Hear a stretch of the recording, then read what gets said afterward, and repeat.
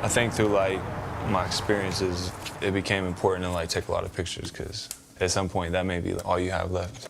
Me and my grandfather over at his house must have been some type of birthday party or something going on. I'm from Ashland City in Middle Tennessee. When I was younger, my father, he drank a lot and he would get angry. My mom drank and she had a lot of substance abuse problems as well. Picture of me and my mother at my grandparents' house. I can just remember being a kid, being so mad. I'd be in my room, upset, just mad at the world. Sometimes crying, just so frustrated at where we was living and how we was living and the things that was going on. And just a lot of chaos. Some things that I'm able to talk about, some things that I'm not. You know, some things I'd rather just, they're for me to carry. My mother, she, you know, we all have demons.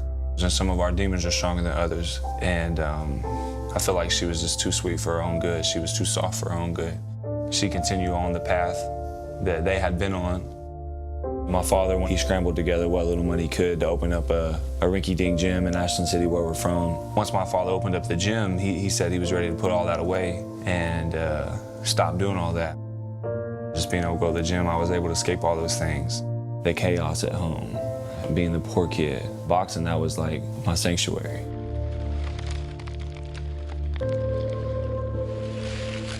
You know, when we started, he was going along, I would say a little above average, but nothing just too crazy. And then there came a point that he really started to get slick, and at that point he just kind of really began to separate himself from the rest of the pack. It was just like, yeah, I think this is gonna work out.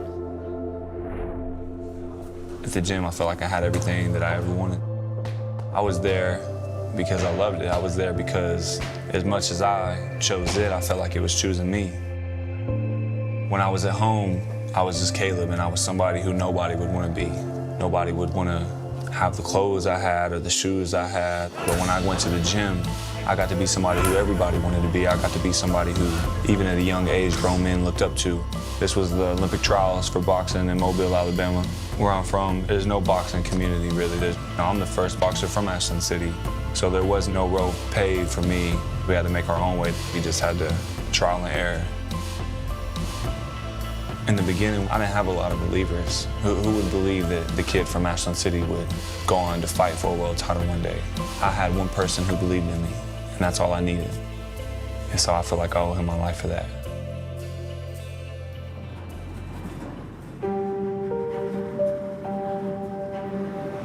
About 4 years ago or so, Taylor came to me and said, I got an idea to start a documentary on Caleb Plant.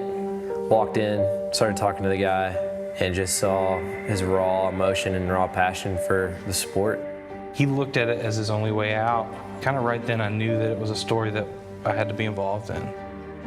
I remember him trying to get fights with guys and they would dodge him because they knew that he was a tough fight and it wasn't worth the money. But back in those days, he would fight anybody and everybody, just anything he could get to kind of push him forward. This was back in, I think, 2015. I always had felt like an outsider, or like I was, trying to work my way into the camp. And he just lands that beautiful body shot, and he salutes Floyd Mayweather right there in the front row. He comes and fist bumps me, and that's when I knew I was on the team. So during the filming, there's a lot of ups and downs. His relationship with Aaliyah's mother ending, his cut man Todd dying. He meets Jordan, he falls in love, and finally has a title shot. But the situation with his daughter... Come on, sit up like a big girl. Aaliyah... Probably the darkest spot in the film, just the whole way it affected him.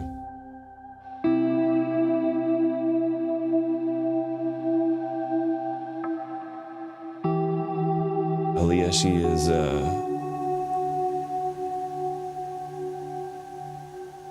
something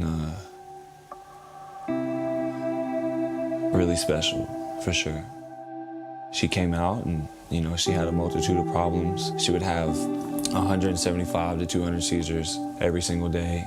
She had severe brain damage. She was on life support 5 different times. Every time, the doctors would come, sit me down, and they would say, Mr. Plant, we're sorry, but we've done everything we can, and she's gonna pass away.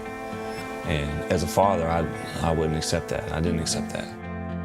I would tell them, no, that's not the case. You're gonna need to figure something out. Her stats would go way down, like she was gonna pass away, and then she would come back up.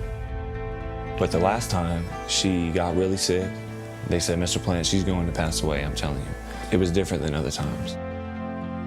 I made everyone leave for a little bit, and I went to her side, and I told her, Aaliyah, if you're tired of this, if this is something that you don't want to do anymore, I just want to let you know that I'm not going to be mad at you, that I love you, I'm proud of you. And right after I told her that, her stats started going down pretty quickly.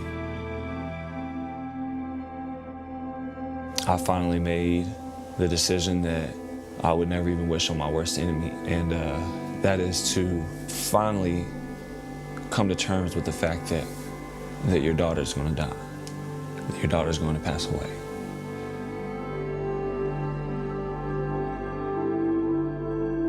Sometimes we want things so bad.